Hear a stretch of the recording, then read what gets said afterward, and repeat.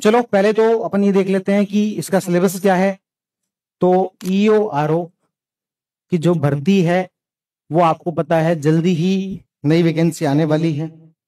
कब तक आने वाली है? हमारा अनुमान है लगभग 1 महीने 2 महीने के अंदर, यानी कि नवंबर तक हमें लगता है कि वैकेंसी आ जानी चाहिए। कब तक एग्जाम हो सकता है किसी को निश्चित तौर पर नहीं पता। अनुमान लगा सकते हैं जुलाई 2026 के बाद कभी भी हो सकता है। जुलाई में हो जाए, हो सकता है अगस्त में हो जाए, हो सकता है सितंबर में हो जाए। एक मोटा मोटी अनुमान जो अपन लगा सकते हैं, ठीक है। अब एक ही ये जो ईयूआरओ की जो वैकेंसी है वो इतनी अच्छी वैकेंसी क्यों मानी जा रही है? तो पहले तो आप लोगों को पता ही है ये जो पद है वो बहुत इंपॉर्टेंट है एग्जीक्यूटिव ऑफिसर का।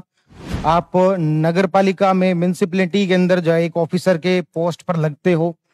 और पहले क्या होता था, एक वैकेंसी आई थी 2008 में, उसके बाद अगली वैकेंसी आई थी 2016 में।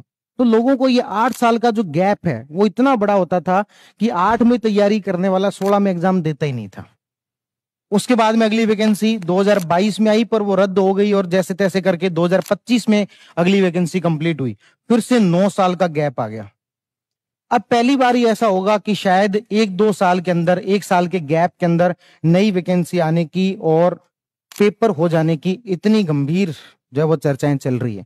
इससे पहले कभी हुआ ही नहीं। 8 साल का गैप, 9 साल का गैप और अब जो हो जाके 1 साल के गैप में भर्ती आ रही है। अच्छा, 8 साल के गैप में आती भी कितनी थी? 100-125 पोस्ट। इस बार भी यही 100-125 पोस्ट थी।